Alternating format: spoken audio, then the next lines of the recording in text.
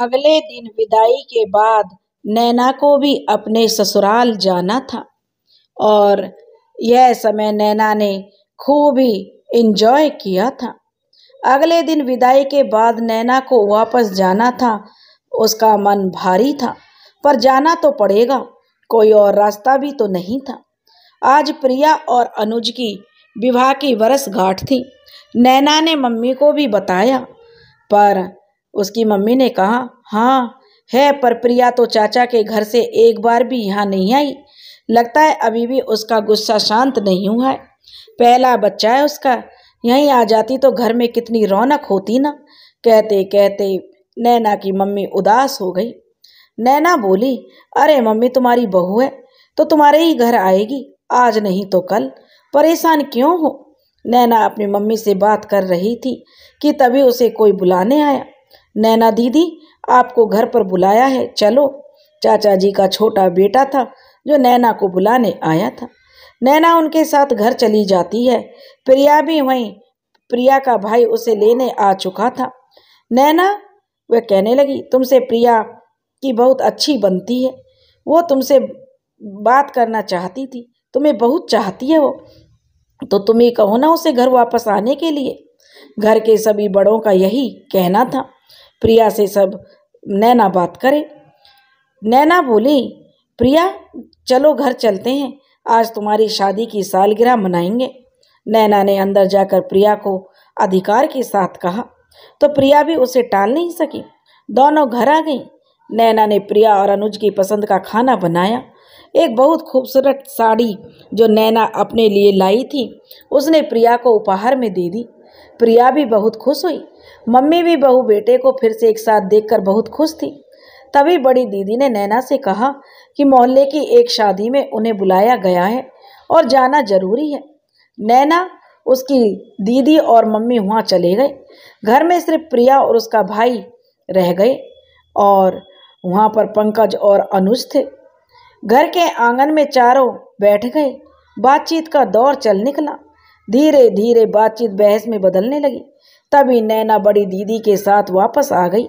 रसोई घर में जाकर चपाती बनाने लगी तो बड़ी दीदी जो अनुज, प्रिया और गौरव के साथ बैठ गई। गौरव प्रिया का भाई था। नैना दीदी, जरा बाहर तो आना। अनुज ने नैना को आवाज़ दी तो गैस धीमा करके नैना बाहर आ गई और बोली, क्या हुआ, बातें खत्म हो गई तो खाना लगाऊं? तो वह कहने लगा, अनुज दीदी पहले ये बताओ, हम रिश्ता लेकर गए थे प्रिया के घर या इनके घर वाले आए थे हमारे घर? तो वह कहने लगी, कोई भी आया हो, कोई भी गया हो, शादी हो गई ना, अब अच्छे से निभाओ, पुरानी बातें लेकर क्यों बैठ गए हो? नैना ने सबको प्यार से डांट लगाते हुए कहा। तो वह कहने लगा, अरे जीजा जी, अगर हम पर आप रहम ना करते तो हम तो अब तक कुंवारे फिरते। आप हाथ पैर जोड़ते सबके आगे शादी करवाने के लिए। प्रिया से उम्र में छोटा उसका भाई अब बदतमीजी पर उतर आया था। इन सब बातों का अब क्या मतलब है? चुपचाप उठो यहाँ से सब और खाना खाओ। नैना ने थोड़ी सख्त हिदायत दी। तो वह कहने लगा, नहीं दीदी, पहले आप बताओ, मेरे लिए लड़कियों की कमी थी क्या? अनुज ने अपमानित महसूस किया क्योंकि इसलिए वह गुस्से में बोला था। वह बोला, ना तुम्हारे लिए लड़कियों की कमी थी और ना प्रिया के लिए लड़कों की, पर संजोग तुम दोनों का एक दूसरे के साथ था। अब शादी हो चुकी है, बेकार की बातों में कुछ नहीं रखा। अनुज, अब तुम एक शब्द भी नहीं बोलोगे। चलो उठो यहाँ से और खाना खाओ। चलकर नैना ने थोड़ा गुस्से में कहा, ये समझते हैं कि हम कुछ नहीं कर पाएंगे।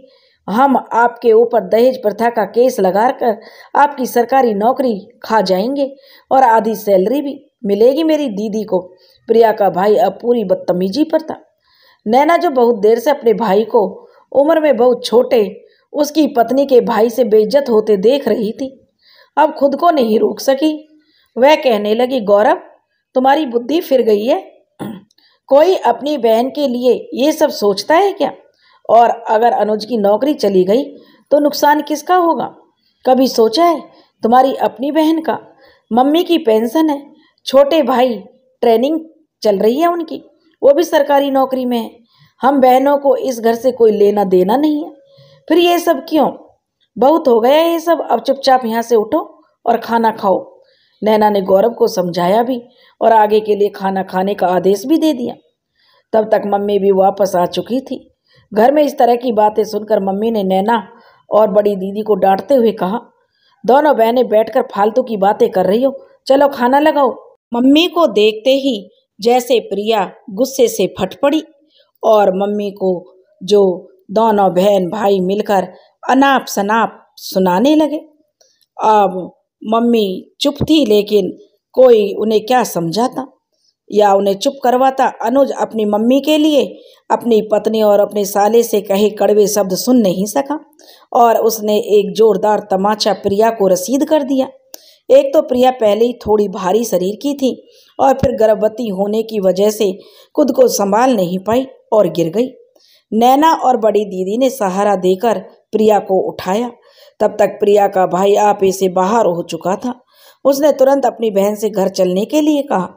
मम्मी ने गुस्से से अनुज को कई थप्पड़ मार दिए और प्रिया को समझाने लगी कि बहू इस तरह घर छोड़कर नहीं जाते, पर प्रिया कहाँ मानने वाली थी। नगर महिला मोर्चा की अध्यक्ष की बेटी प्रिया इतना क्यों सहन करती। वो तुरंत घर छोड़कर अपने मायके चली गई। पंकज ने नैना को बहुत उल्टा सीधा कहा, तब सब तेरी वजह से हुआ है, क्या जरूरत थी तुझे बीच में बोलने की, अब मिल गई तुझे शांति। नैना को समझ नहीं आ रहा था कि उसका कसूर क्या था। वो तो बस कुछ अच्छा करना चाहती थी, पर सब कुछ उल्टा हो गया। खैर उस समय नैना और उसका परिवार सब चुप ही रहे। पंकज को जो कहना था वो कहते रहे। शाम को नैना वापस चली गई और अपने ससुराल एक नया दर्द लिए। सोचा था मम्मी से अपने मन की बात कहेगी, पर यहाँ तो मामला ही कुछ और था। नैना को समझ नहीं आ रहा था कि आखिर उसकी गलती कहाँ थी। बड़ी बहन होने के नाते क्या अपने भाई के लिए उसने जो बोला वो गलत था? क्या उसे यह नहीं बोलना चाहिए था? नैना यही सोच सोचकर परेशान हो रही थी। नैना अपनी ससुराल अपने घर आकर खूब रोई। उसकी समझ नहीं आ रहा था कि उसके तो साथ जो हो रहा है वो हो ही रहा है, उसके मायके में भी कुछ ठीक नहीं है। वह अपने आप को समझाकर अगले दिन सुबह स्कूल के लिए चली गई। अब जो नैना सोच रही थी कि मैं तो खुद परेशान हूँ, लेकिन मेरे मायके में भी कुछ ठीक नहीं है।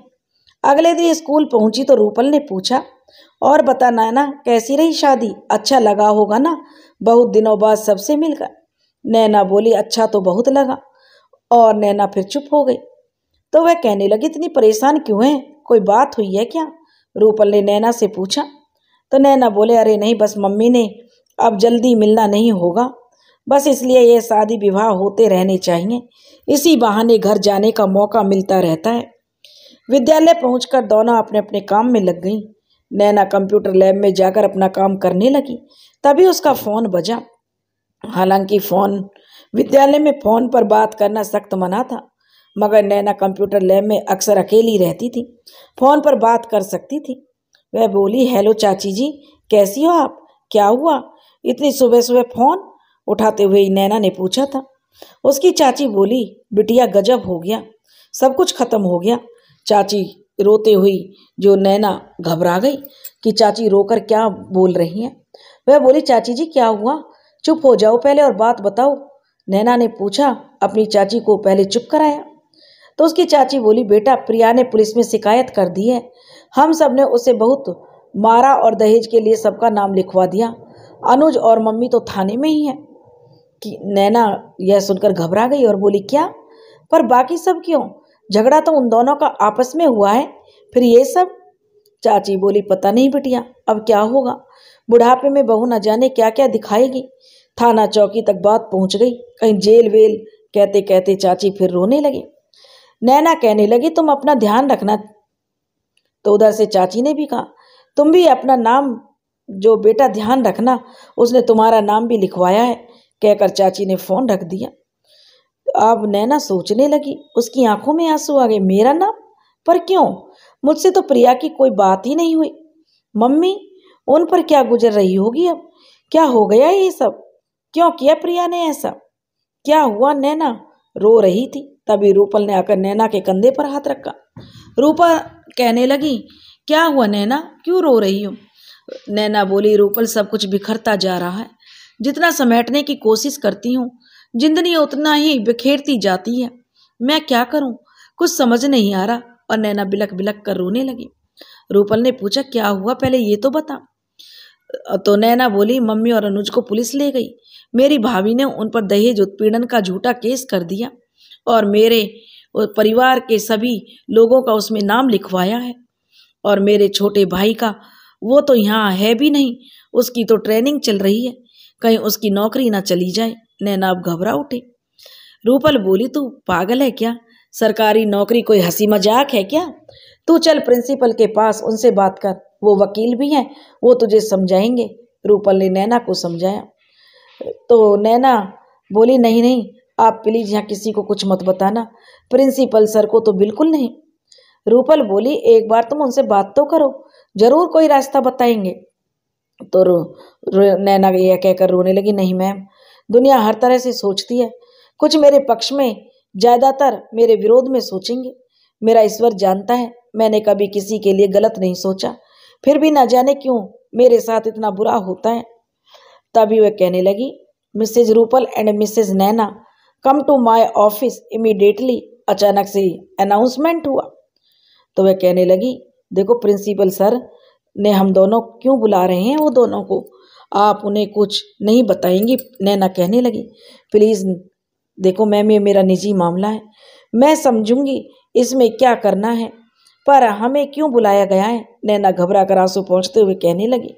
उसे लगा कि उससे फिर कोई गलती तो नहीं हो गई।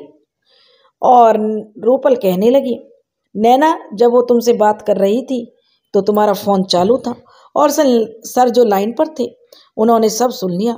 रूपल ने जैसे नैना को बताया तो नैना की तो आंखें फटी रह गई। ये क्या किया आपने मैम? अब क्या होगा, क्या सोचेंगे वो मेरे बारे में? कहीं मुझे नौकरी से निकाल दिया तो मैं क्या करूंगी? अब क्यों बताया आपने उन्हें? आपको ऐसा नहीं करना चाहिए। तो मैम और नैना रोने लगी। तो मैडम जो रूपल थी और नैना ऑफिस में चली गई और दोनों वहाँ जाकर बोली, सर मैं आई कमी। सर ने दोनों को ऑफिस में बैठाया और पानी पीने के लिए दिया। प्रिंसिपल सर दोनों चुपचाप बैठ गए। प्रिंसिपल सर ने बोलना शुरू किया, नैना मैडम आप छोटी बच्ची हैं क्या जो हर बात में रोने लगती हैं? आप एक बच्चे की माँ हैं, आपको स्थिति से निपटना आना चाहिए। मैंने सारी बात सुनी आपकी, मानता हूँ ऐसे केस में लड़के वालों की कोई सुनवाई नहीं होती, पर आपकी भाभी ने एक बहुत बड़ी गलती कर दी। आपके छोटे भाई का नाम शिकायत में दर्ज करवा के, आपका भाई सरकारी नौकरी में ट्रेनिंग में है और शायद पिछले 6 महीने से। तो नैना बोली डरते हुए, जी 8 महीने हो गए उसे गए हुए। तो सर बोले, जो व्यक्ति 8 महीने से घर पर नहीं है वो दहेज के लिए उत्पीड़ित कैसे कर सकता है? वो सरकार की निगरानी में। कहाँ चल रही है आपके भाई की ट्रेनिंग? नैना बोली, जी बेंगलोर। तो सर बोले, अच्छा, और आपका मायका, मेरा मतलब आपकी मम्मी का घर? तो वह कहने लगी, सर ग्वालियर में है। तो सर कहने लगे, आपका छोटा भाई कैसे आ सकता है आपकी भाभी को उत्पीड़न करने? दूसरी बात, आप अपने मायके गई थी लगभग 2 साल बाद, वो भी 4 दिन के लिए, उसमें भी प्रिया घर पर नहीं थी। जो कुछ भी हुआ वो सिर्फ शाम के उन 4-5 घंटों में हुआ, तो आप दोषी कैसे हैं? हाँ, आपकी माँ और बड़े भाई संदेह की श्रेणी में आते हैं, पर आप इस तरह परेशान होंगी तो कैसे चलेगा? क्या मैं आपके भाई से बात कर सकता हूँ? नैना ने अपने भाई का नंबर उन्हें बताया। सर बोले, ठीक है, आप जाइए और अपना काम देखिए, बाकी मैं देखता हूँ। नैना और रूपल वापस अपने काम पर लग गए। मन तो नहीं लग रहा था नैना का काम करने में। दिन भर कक्षाएं लेने के बाद 0 पीरियड में जब नैना लैब में अकेली बैठी थी, फिर एक बार आंखों में आंसू बह निकले। सुबह ही समझाया था आपको, सर कहने लगे, आप बच्ची हो क्या जो हर बात पर रोने लगती हो? लगता है आपको समझ नहीं आया। अचानक से लैब में आए प्रिंसिपल सर को देखकर नैना डर से चुपचाप खड़ी हो गई। तो सर कहने लगे, आपके भाई से बात हो गई है, सब ठीक हो जाएगा। आप इतना परेशान होंगी तो आपके काम पर असर पड़ेगा, ध्यान रखिए। और यह कहकर प्रिंसिपल चले गए। नैना ने अपनी मम्मी को फ़ोन लगाया और वहाँ के हालात पूछे। वो कहने लगी, हम तो घर आ गए बिटिया, अनुज अभी थाने में ही है। तुम्हारे प्रिंसिपल सर का फ़ोन आया था, अनुज से कुछ बातें समझाई हैं। वकील हैं क्या? उनकी बातें सुनकर सब थोड़ा सहज हो गए। और हाँ, मोनू का भी फ़ोन आया था। किसी ने उसे भी सब कुछ बता दिया। कह रहा था कि घबराओ मत तुम सब, जब मैं यहाँ ट्रेनिंग में हूँ तो मेरा नाम लिखवाने से कुछ नहीं होगा, उल्टा उन लोगों की सच्चाई सामने आ जाएगी, वो कितने झूठे हैं। तो नैना बोली, मम्मी यह सब क्या हो गया, आज पापा होते तो शायद ये सब नहीं होता, आप अपना ध्यान रखना। नैना ने अपनी मम्मी को समझाया। उधर प्रिया को किसी ने ज्ञान दे दिया कि मोनू का नाम लिखवाकर तुम लोगों ने गलती की है, तो वो तो 8 महीने से यहाँ है ही नहीं, फिर उसका नाम कैसे। अब उनकी समझ में आ गया कि गलती उनसे हो चुकी है, इसलिए इस बात पर वो राजीनामे पर आ गई। लेकिन अनुज नहीं चाहता था कि मम्मी इस उम्र में कोर्ट कचहरी करे। और फिर बात नैना दीदी की थी। वो सब कुछ बर्दाश्त कर सकता था, पर नैना दीदी के खिलाफ कुछ नहीं। कहीं इसका असर नैना दीदी की जिंदगी पर न पड़े, इसलिए भी समझौता ही एकमात्र रास्ता था। समझौते में नैना के बड़े नंदोई जी, जो कि प्रिया के दूर के रिश्ते में चाचा लगते थे, वो भी शामिल हुए।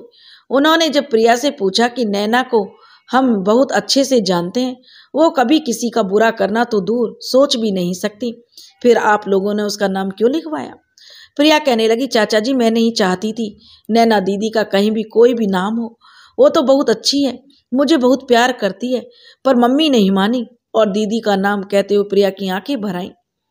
तो चाचा जी बोले, अरे यह तो बच्ची है, इसे क्या पता, अनुज सबसे ज्यादा अपनी नैना दीदी से ही प्यार करता है, अगर उसकी कोई कमजोरी है तो उसकी नैना दीदी ही है, इसलिए नैना का नाम तो जरूरी है।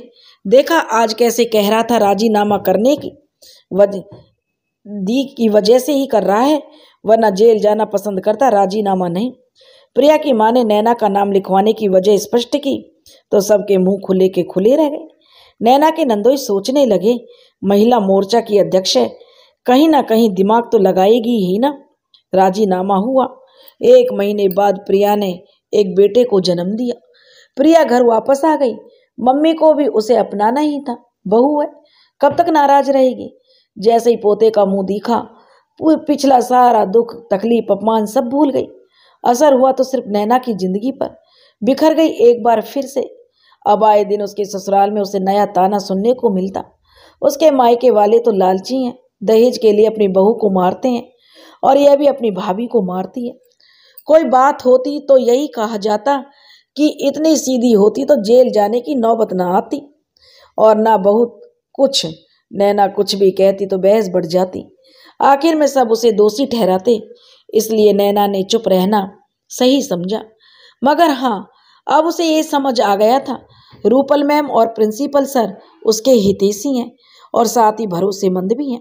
उसने खुद को फिर से अपनी नौकरी और घर में व्यस्त कर लिया, ताकि वो फिजूल की बातों पर ध्यान न दे, जिससे कि उसकी जिंदगी में कोई असर पड़े। नैना अपने मायके के लिए सोचने लगी। एक बार जब वह अपने मायके गई थी तो प्रिया ने उससे कहा था, दीदी आपकी शॉल बहुत अच्छी लग रही है, कहाँ से ली आपने।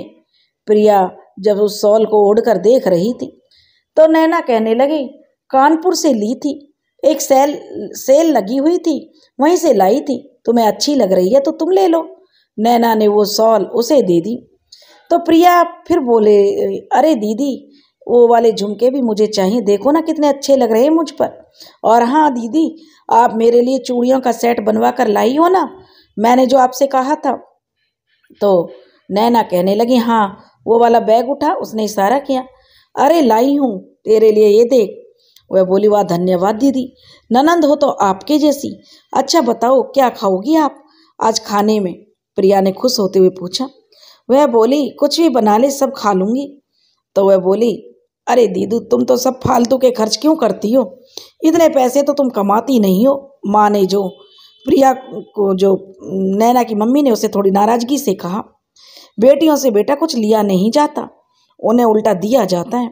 नैना बोली, कोई बात नहीं मम्मी, कुछ भी अलग से नहीं खरीदा, साल भर पैसे जोड़ कर रखती हूँ कि आपके पास आऊँगी तब खरीदारी करूँगी। सब कुछ अपने लिए खरीदा था, प्रिया को अच्छा लग गया तो उसने ले लिया, मैं पहनूं या प्रिया, बात तो एक ही है ना। और फिर मुझे इन सब चीज़ों का अब इतना ज़्यादा शौक भी नहीं है। नैना हंसने लगी और प्रिया कहने लगी, अरे तुम्हारी सासू माँ कुछ कहेंगी तो।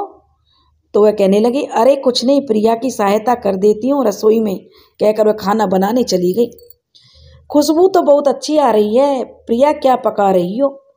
तो वह कहने लगी, दीदी पिछली बार मुझे भकोसे बनाना सिखा कर गई थी ना, इस बार मैंने आपके लिए बनाए हैं।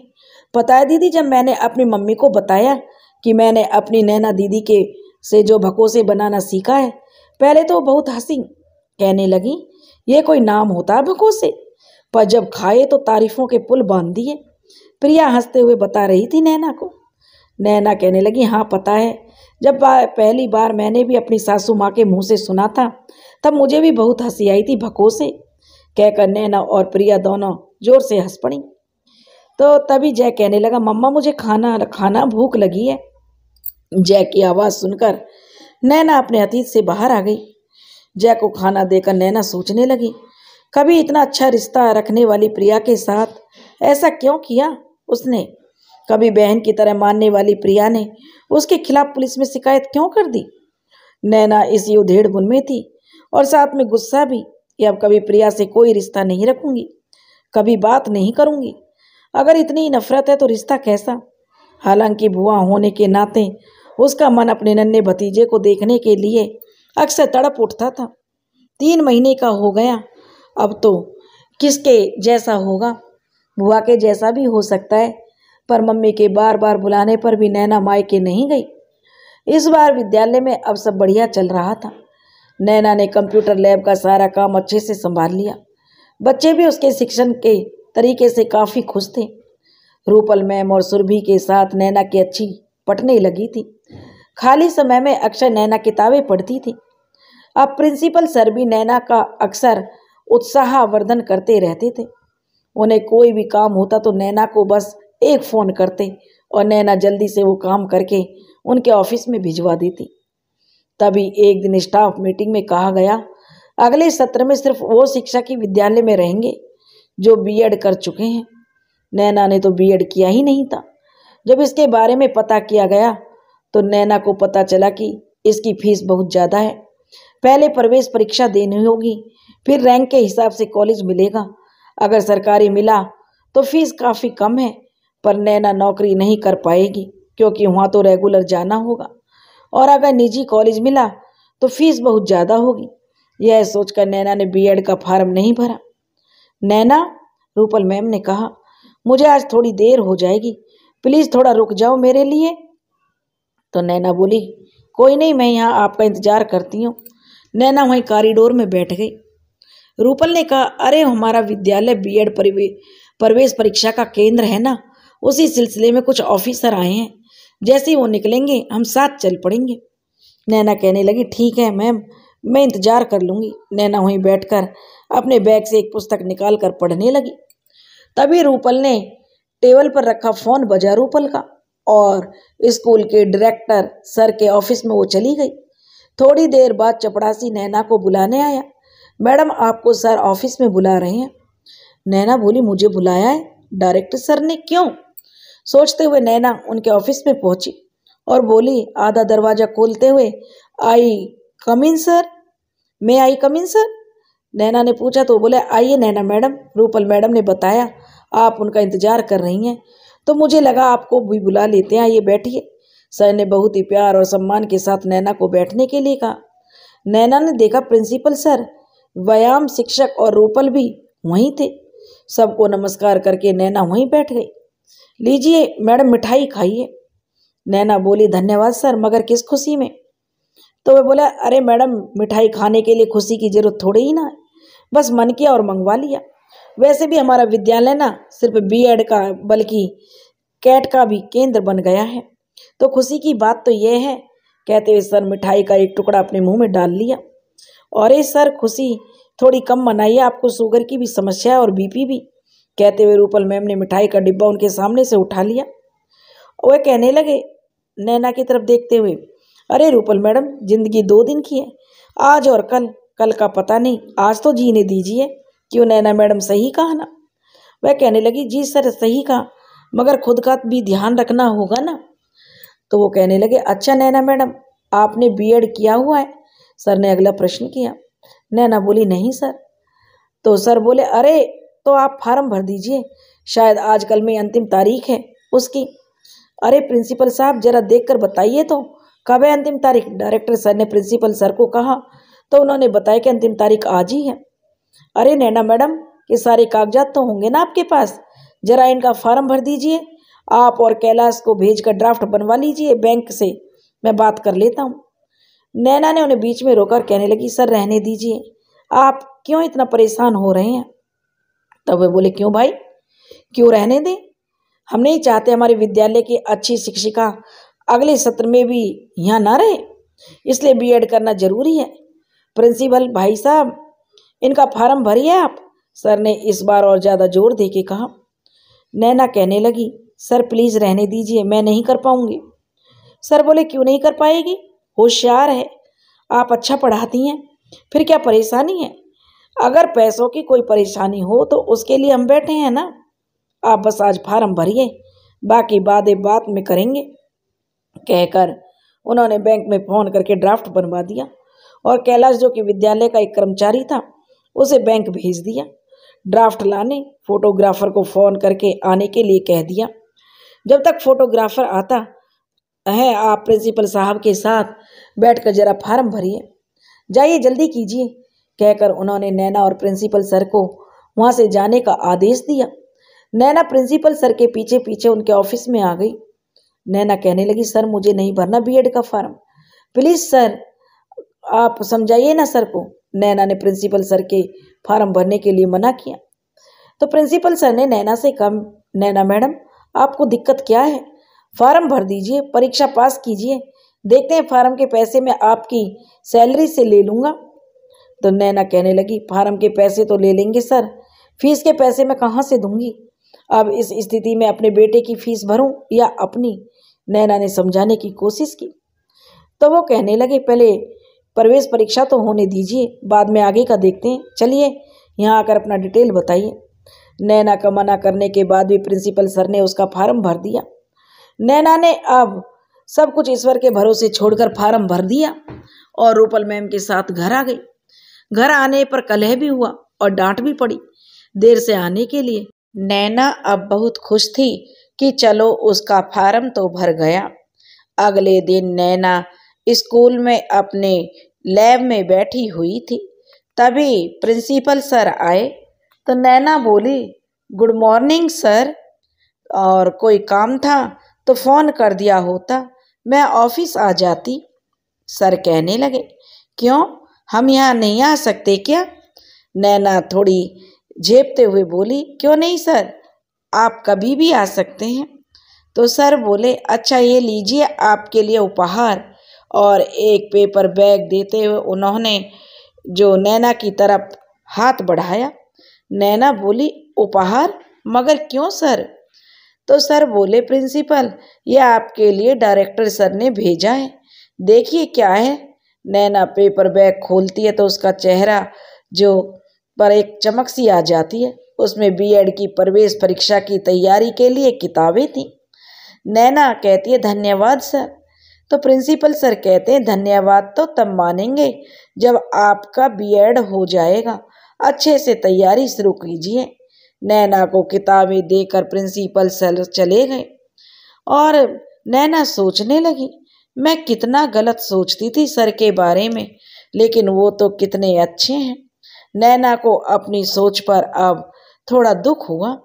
अब नैना के पास मकसद था, भले ही छोटा था मगर था।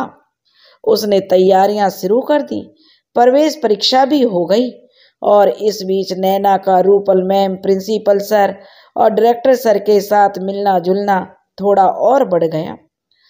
जब भी विद्यालय में कोई भी कार्यक्रम होता तो नैना और रूपल मैम को थोड़ा ज़्यादा समय देना होता था और इसी समय के में जो अक्सर चारों साथ बैठते और देर हो जाने की वजह से ज़्यादातर प्रिंसिपल सर नैना और रूपल को उनके घर तक छोड़ देते थे।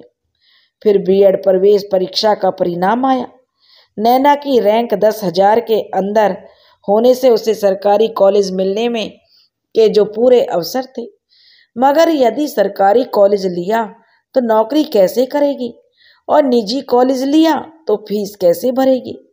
इसलिए नैना काउंसलिंग के लिए गई ही नहीं। प्रिंसिपल सर और रूपल मैम ने समझाया भी, पर नैना ने जाने से मना कर दिया। और फिर एक दिन जब नैना लैब में कुछ काम कर रही थी, तभी तो डायरेक्टर सर ने जो कैलाश को भेजा नैना मैडम को बुलाने के लिए। कैलाश ने आकर नैना को बताया तो नैना सीधे सर के ऑफिस में पहुंची। प्रिंसिपल सर वहाँ पहले से ही बैठे हुए थे। उन्हें वहाँ देखकर नैना समझ गई, जरूर उन्होंने डायरेक्टर सर को नैना के बारे में बताया होगा। नैना वहाँ गुड मॉर्निंग सर कहकर खड़ी हो गई तो डायरेक्टर सर कहने लगे, अरे आप खड़ी क्यों हैं, पहले बैठिए और फिर बताइए कौन सा कॉलेज मिला आपको। और नैना ने प्रिंसिपल सर की तरफ देखा तो मुस्कुराते हुए उन्होंने अपना मुंह फेर लिया और कुछ काम करने का नाटक करने लगे। नैना समझ गई कि यह सब उन्होंने ही किया है। नैना बोली, जी सर, लेकिन मैं काउंसलिंग के लिए नहीं जा सकती सर। नैना नैना की बात अभी पूरी भी नहीं हुई थी, तभी डायरेक्टर सर ने उसकी बात को अनसुना करते हुए कहा, प्रिंसिपल साहब ने ये 28,000 रुपये हैं, बाकी जो आप कह रहे थे वो आप भी दे दीजिए और कैलाश को भेजकर ड्राफ्ट बनवा दीजिए। और हाँ नैना मैडम, आप कल जरा तैयारी से आइएगा, कल आपको काउंसलिंग के लिए जाना है। कल ही है ना प्रिंसिपल साहब, डायरेक्टर सर ने प्रिंसिपल सर की तरफ देखते हुए कहा। तो प्रिंसिपल सर ने हाँ में ही जवाब दिया। और नैना कहने लगी, सर मैं आपसे विनती करती हूँ, ऐसा मत कीजिए, मैं आपके पैसे कैसे लौटाऊंगी सर, प्लीज़ मैं नहीं जाना चाहती काउंसलिंग के लिए। नैना ने जो अपनी बात रखी तो सर कहने लगे, कोई बात नहीं, जब हो जाए तब दे दीजिएगा, हम कौन सा आपसे ब्याज मांगेंगे। और उन्होंने नैना की बात को हंसते हुए टालना चाहा। नैना बोली, सर 28,000 रुपये बहुत ज़्यादा होते हैं। 6,000 रुपये महीने की नौकरी में या 8,000 रुपये की नौकरी में मैं, उसने बात भी पूरी नहीं की। सर कहने लगे, रहने दीजिए ना। तो नैना कहने लगी, नहीं सर मैं नहीं दे पाऊंगी। नैना ने बहुत कोशिश की उन्हें रोकने की, मगर फिर भी उन्होंने ऐसा कह दिया कि नैना चुप हो गई। वे बोले, नैना मैडम, मेरी 2 बेटियां हैं, विदुषी और विभूति, मैं दोनों को पढ़ा रहा हूँ, इसलिए नहीं कि कल वो मेरे पैसे लौटाएंगी, बल्कि इसलिए वो अपने पैरों पर खड़ी होकर अपनी जिंदगी आराम से जी सकें। और आप मेरे लिए मेरी बेटी जैसी हैं। बेटियों पर किया गया खर्चा कभी वापस नहीं मांगा जाता। और कहते कहते सर भावुक हो गए। नैना की भी आंखें छलक आईं। उसने कभी नहीं सोचा था कि घर में अपनों से जितना अपमान तिरस्कार उसने झेला है, बाहर परायों से उतना ही प्यार मिलेगा। नैना की आंखों में आंसू देखकर प्रिंसिपल सर नैना को हंसाने की कोशिश करते हुए बोले, देखा सर, मैं नहीं कहता था, नैना मैडम छोटे बच्चे की तरह बात बात पर रोने लगती है। डायरेक्टर सर अपनी कुर्सी से खड़े हुए और नैना के पास आकर उसके सर पर आशीर्वाद भरा हाथ रखकर बोले, जाओ कल की तैयारी करो और खुद को मजबूत बनाओ। आपकी शिक्षा की आपकी सबसे बड़ी ताकत होगी। मन लगाकर पढ़ो, खूब कामयाब बनो, इतनी कामयाब कि हम गर्व से कह सकें कि आप हमारी बेटी हैं। नैना के लिए अब आंसू रोक पाना मुश्किल हो गया था। आंखों से आंसू लिए वो मुस्कुराते हुए नैना ने उन्हें धन्यवाद दिया और बोली, अच्छा सर, नैना मैडम में हुनर तो देखिए ना, रोना और हंसना दोनों एक साथ हैं। प्रिंसिपल सर एक बार फिर माहौल को हल्का करने की कोशिश करने लगे। तभी डायरेक्टर सर बोले, अरे हाँ प्रिंसिपल साहब, कल आप चले जाइएगा जरा नैना मैडम के साथ काउंसलिंग के लिए, जो कॉलेज हमने बताया है वहीं प्रवेश दिलाइएगा। प्रिंसिपल सर हंसने लगे, बोले, सर आप तो हमें नैना मैडम का असिस्टेंट बना रहे हैं। और वो कहने लगे, घर आकर नैना ने सारी तैयारी की। अगली सुबह जो तय समय पर तय स्थान पर वह समय से पहले पहुंच गई। प्रिंसिपल सर का इंतजार करने लगी। जैसे ही वो आए, नैना को उनकी कार का पिछला गेट खोला और बैठने लगी। सर बोले, अरे नैना मैडम, मैं आपका ड्राइवर नहीं हूँ जो आप पीछे बैठोगी, आइए आगे आकर बैठिए। कहते हुए उन्होंने कार का अगला गेट खोल दिया। नैना पहले कभी किसी के साथ ऐसे कार में आगे की सीट पर नहीं बैठी थी, इसलिए खुद को थोड़ा असहज महसूस कर रही थी, पर चुपचाप बैठ गई। यूनिवर्सिटी काफी दूर थी, इसलिए रास्ते में काफी वक्त लग गया। आज अमावस्या है क्या? प्रिंसिपल सर ने नैना से पूछा। नैना चौंक कर कहने लगी, अमावस्या? सर हंसते हुए कहने लगे, हाँ वो अमावस्या को कुछ लोगों का मौन व्रत होता है ना, तो मुझे लगा शायद आज आपका मौन व्रत है। और दोनों एक दूसरे को देखकर हंसने लगे। नैना बोली, जी नहीं सर, मेरा कोई मौन व्रत नहीं है। सर बोले, तो घर में क्या बोला आपने, कहाँ जा रही हैं आप? नैना बोली, जहाँ जा रही हूँ वहीं बताऊंगी ना। सर बोले, ओ तो ये बताया होगा किसके साथ जा रही हैं? नैना बोली, जी नहीं। सर बोले, क्यों? जिसके साथ जाएंगे उसके बारे में बताएंगे नहीं? नैना कुछ नहीं बोली। वो बोले, आपने जो डायरेक्टर सर को क्यों बताया? सर मैं काउंसलिंग के लिए नहीं जा रही थी, अब उनके पैसे कैसे लौटाऊंगी मैं? 28,000 रुपये कोई छोटी रकम नहीं होती ना। सर बोले, हो तो इसलिए चुपचाप बैठी हो क्योंकि नाराज हैं, मैंने सर को सारी बात क्यों बताई? नैना चुप ही रही। सर बोले, देखो नैना, अगर आगे पढ़ोगी तो रास्ते बनेंगे, अगर रुक गई तो रास्ते खुद चलकर नहीं आएंगे। आगे बढ़ो, अच्छी नौकरी करो। आज तुम्हारी सैलरी 8,000 है, पर तुम पर निर्भर करता है तुम कब तक इसे 8,000 रखना चाहती हो। जिस दिन तुम ठान लोगी 8,000 को 18,000 बनाना है, तुम्हें ज़्यादा समय नहीं लगेगा। फिर 18 से जो आगे भी हो सकती है, 8 लाख तक भी पहुंच सकती है, 60,000 भी पहुंच सकती है।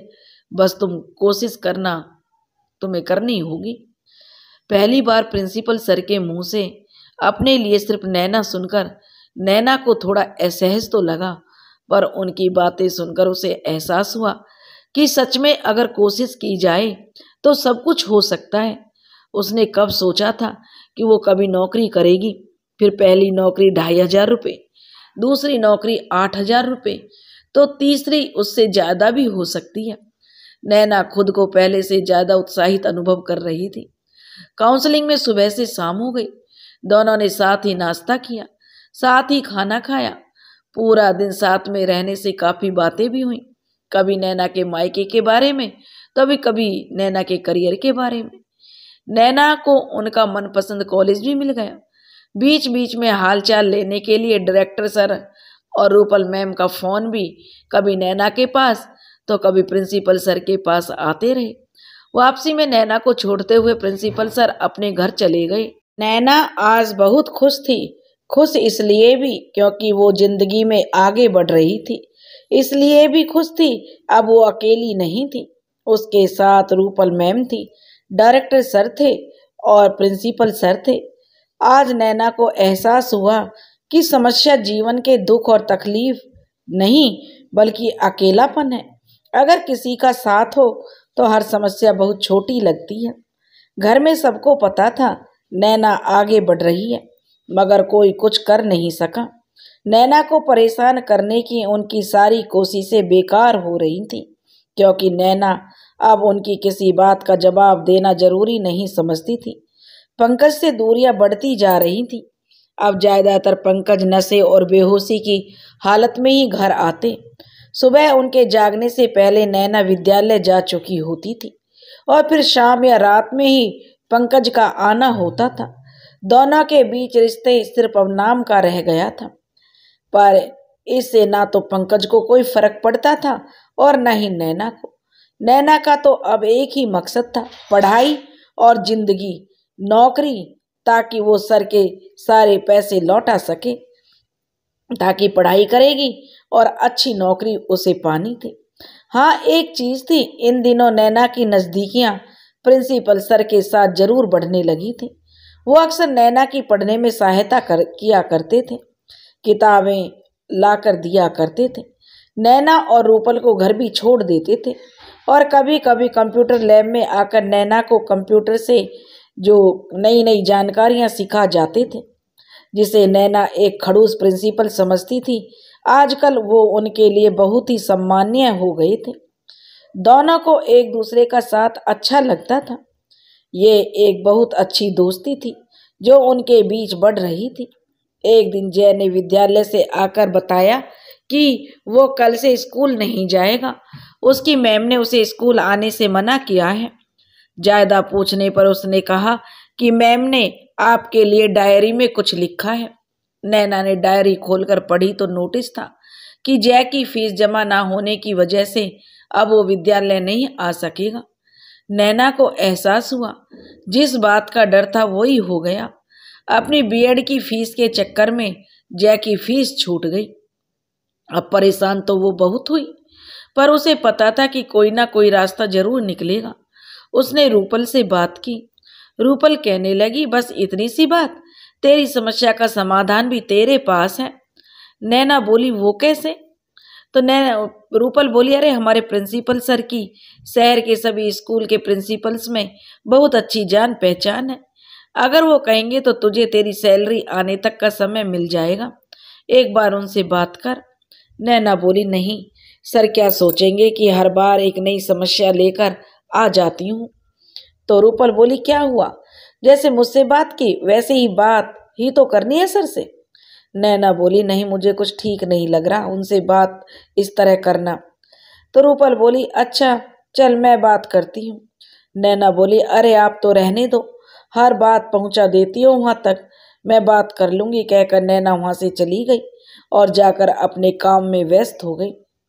कौन से स्कूल में पढ़ता है आपका बेटा? लैब में आए प्रिंसिपल सर ने नैना से पूछा। तो नैना बोली, गुड मॉर्निंग सर। वो हकलाते हुए कहने लगी, सनातन धर्म पब्लिक स्कूल में सर। तो प्रिंसिपल सर बोले, ठीक है मैं बात कर लेता हूँ, आप कल से जय को स्कूल भेजिए। और उन्होंने वहीं नैना के सामने ही उसके बेटे की स्कूल की प्रिंसिपल, जो कि उनकी अच्छी मित्र भी थी, उसको फ़ोन मिलाया और उन्हें बताया कि जय, जो कि उनके विद्यालय में कक्षा 4 का विद्यार्थी है, उसकी माँ हमारे विद्यालय में शिक्षिका है, किसी वजह से वो फीस नहीं दे पाई, इसलिए आप उन्हें थोड़ा सा समय दें, वो फीस भर देगी।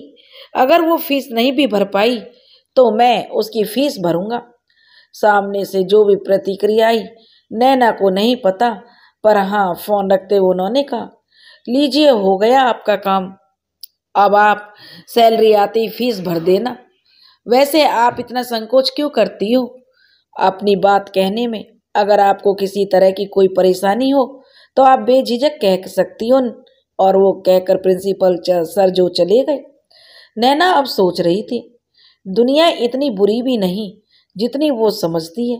ना तो सारे पुरुष एक जैसे होते हैं और ना ही सारी महिलाएं। आज नैना बहुत खुश थी क्योंकि उसे जय की फीस भरने के लिए समय मिल गया था। आज भी प्रिंसिपल सर नैना को और रूपल मैम को घर तक छोड़ने के लिए बोल दिया, क्योंकि अक्सर वो अपनी गाड़ी से उन्हें छोड़ दिया करते थे। और आज भी यही हुआ। तीनों एक साथ विद्यालय से निकले, मगर रूपल को कुछ काम था इसलिए वो रास्ते में ही उतर गई। अब कार में सिर्फ नैना और प्रिंसिपल सर थे। प्रिंसिपल सर बोले, नैना मुझे थोड़ा काम है, अगर जल्दी ना हो तो करते हुए चलें, ज़्यादा नहीं बस आधा घंटा लगेगा। नैना बोली, जी ठीक है। नैना का भी कौन था इंतजार करने वाला घर पर? एक जय था, वो भी इन दिनों नानी के घर गया हुआ था। उसके मामा आए थे, उसे लिवा लेकर गए। नैना से भी चलने की जिदगी, पर प्रिया की वजह से उसने जाने से मना कर दिया था। घर में और किसी को उससे कोई मतलब कहाँ था। सासू माँ हर रोज सुबह होते ही अपनी छोटी बेटी के घर चली जाती थी, जो वहीं पास में रहती थी।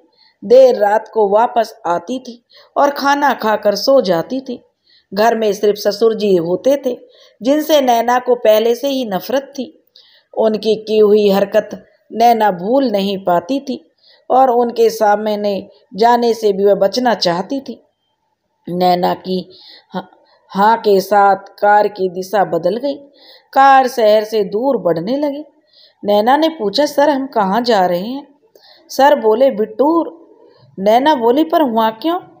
और बिना कोई उत्तर दिए वो कार से चलते रहे। नैना भी चुपचाप बैठ गई। थोड़ी देर बाद कार रुकी तो दोनों उतरकर आगे चल दिए।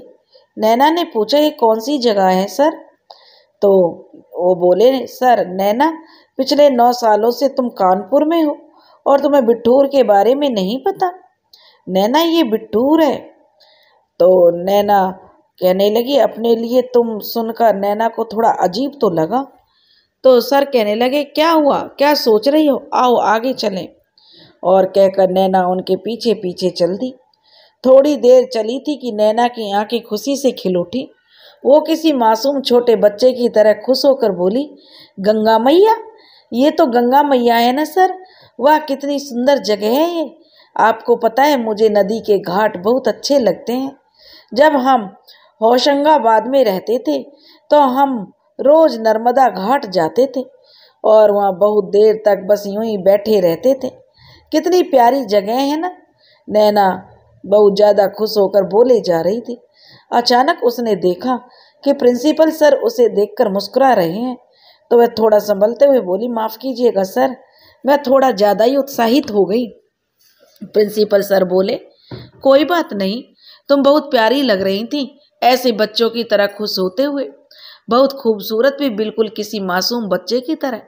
नैना उनके यह शब्द सुनकर थोड़ा लजा गई और चुपचाप गंगा मैया को देखने लगी। थोड़ी देर तक दोनों घाट पर बैठे रहे। दोनों में से कुछ भी नहीं बोला कोई भी। ऐसा लग रहा था मानो बातें तो दोनों कर रहे हो, मगर एक दूसरे से नहीं, बल्कि गंगा मैया से। शायद खुद से, मगर बातें एक दूसरे के बारे में ही हो रही थी, ये तो पक्का था। तभी पीछे से आवाज आई, प्रिंसिपल सर चलें वापस, जाने में आधा घंटा लग जाएगा। और सर के शब्द सुनकर नैना उठ खड़ी हुई और आगे सीढ़ियां चढ़ने लगी। तभी फिर से आवाज आई, मैं तुम्हें बहुत पसंद करने लगा हूं नैना। हर समय सिर्फ तुम्हारा ख्याल रहता है। तुम एक दिन विद्यालय ना आओ तो उस दिन मन नहीं लगता काम में। नैना के कदम वहीं रुक गए। उसमें इतनी भी हिम्मत नहीं थी कि वो पीछे मुड़कर देखे। नैना, फिर से सर बोले, मुझे तुम्हारा साथ बहुत अच्छा लगने लगा है। कई बार सिर्फ तुम्हें देखने के लिए कंप्यूटर लैब आता हूँ। तुम्हें तो उसी दिन से पसंद करने लगा हूँ जिस दिन पहली बार इंटरव्यू में देखा था। तुम्हें शायद याद भी ना हो कि तुमने क्या पहना था, पर मुझे याद है, सफ़ेद साड़ी जिसकी किनारी लाल और पीली थी। तुम बहुत खूबसूरत हो और वो एक अलग बात है, मगर तुम्हारी खुददारी ने मुझे तुम्हारी तरफ आकर्षित किया है। नैना सब कुछ चुपचाप सुने जा रही थी। सर बोले, याद है जब तुमने कहा था अगर तुम्हारे लिए कोई सिफारिश आई तो तुम नौकरी नहीं करना चाहोगी? उसी दिन से तुम मेरे मन में उतर गई थी नैना। आज के इस समय में जहाँ सब जान पहचान का फायदा उठाना चाहते हैं, वहीं तुम सबसे अलग हो और तुम चुपचाप सबसे अलग रही। कहते कहते वो नैना के सामने आकर खड़े हो गए। नैना नजरें नीचे किए चुपचाप खड़ी रही। नैना, प्रिंसिपल सर बोले, मैं सच में तुम्हें बहुत ज़्यादा पसंद करने लगा हूँ, या सच कहूँ तो तुमसे प्यार करने लगा हूँ। नैना ने डबडबाई नजरें उठाकर उन्हें देखा और फिर चुपचाप आकर कार में बैठ गई और वो भी आकर कार में बैठ गए। दोनों चुपचाप चल दिए, कोई कुछ नहीं बोला। जब नैना घर के नज़दीक पहुंचकर उतरने को हुई तो उन्होंने कहा, तुमने कुछ कहा नहीं नैना, शायद तुम्हें मेरी बातों का बुरा लगा। तुम्हारा दिल दुखाना मेरा मकसद नहीं था। कल सुबह तुम्हारा इंतजार करूंगा विद्यालय में। कहकर वो आगे बढ़ गए। नैना भी घर आ गई। घर पर आकर देखा तो ससुर जी सो रहे थे और कोई भी घर में नहीं था। नैना चुपचाप अपने कमरे में चली गई। शाम के 5 बज चुके थे, इसलिए आराम का समय तो था ही नहीं। फिर भी अपने लिए उसने एक कप चाय बनाकर वापस अपने कमरे में आ गई। तब तक चाय बनी, तब तक वह सुबह के पड़े हुए बर्तन भी उसने धो दिए। चाय का कप लेकर अपने परम मित्र आईने के सामने बैठ गई और प्रिंसिपल सर की कही एक एक बात उसके कानों में गूंजने लगी। वो मुस्कुराई, तभी उसकी माँ की आवाज़ उसके कानों में गूंजी, नैना, पापा तो चले गए, सिर्फ उनका नाम बचा है। इसे बचाना या बदनाम करना तुम्हारे हाथ में है। तभी उसके कानों में दूसरी आवाज़ गूंजी। ये उसके जेठ जी की थी। तुम मुझे खुश रखो नैना, मैं तुम्हें रानी बनाकर रखूंगा। घर की बात घर में रहेगी। फिर एक और आवाज गूंजी। यह उसके ससुर जी की आवाज थी। जो खुशी तुम्हें पंकज नहीं दे सकता वो खुशी मैं तुम्हें दूंगा, फिर हमारे रिश्ते पर कोई शक भी नहीं करेगा। नैना ने अपने दोनों कान बंद कर लिए और बहुत देर तक अपने कान बंद किए रही। जैसे ही उसने अपने हाथ अपने कान से हटाए, फिर एक आवाज उसे सुनाई दी, तुम मेरी बेटी नहीं बेटा हो नैना, और मुझे भरोसा है कि तुम जो भी करोगी सही करोगी। नैना कहने लगी, पापा आप क्यों चले गए? आप बहुत याद आते हो पापा। एक पल के लिए वापस आ जाओ, सिर्फ एक पल के लिए। मैं आपके कंधे पर सिर रखकर रोना चाहती हूँ। अब दर्द संभाला नहीं जाता। आ जाओ पापा, बस एक बार मेरे सामने आ जाओ। आप तो कहते थे मैं तुम्हें रोते नहीं देख सकता। मैं तो हर दिन रोती हूँ पापा। आप क्यों नहीं आते? आप क्यों नहीं आते पापा? प्लीज एक बार आ जाइए। रोते रोते नैना अपने दोनों घुटने मोड़कर सिर झुकाकर बैठ गई। कुछ देर बाद उठी और फिर अपना हाथ मुंह धोया और चाय ठंडी हो चुकी थी, इसलिए वापस ले जाकर रसोई में रख दी और धीमी आवाज में रेडियो चला दिया। और अगर तेरे मन में कुछ नहीं है प्रिंसिपल सर के लिए तो ये व्याकुलता क्यों है? नैना मन में सोचने लगी। और अगर है तो आज कुछ कहा क्यों नहीं? नैना का अंतर्मन भी आज नैना से सवाल कर रहा था। नैना कहने लगी अपने आप से ही, मैं तो उनका बहुत सम्मान करती हूँ। अगर मैंने उन्हें ना कहा तो कहीं मैं अपना एक अच्छा पथ प्रदर्शक खो दूंगी। और हाँ, करने का तो सवाल ही नहीं। मैं उनसे प्यार नहीं करती, मैं उनका सम्मान करती हूँ और हृदय की गहराइयों से करती हूँ, पर मैं उन्हें खोना नहीं चाहती। नैना खुद के सवालों और खुद ही जवाब दे रही थी। नैना व्याकुल थी, परेशान भी थी, पर सब कुछ बहुत साफ था। वो उनसे प्यार तो नहीं करती थी। हम हर उस इंसान से प्यार नहीं करते जिसका सम्मान करते हैं। सम्मान और प्रेम दोनों में भेद है। नैना भी इसी भेद को समझने की कोशिश कर रही थी।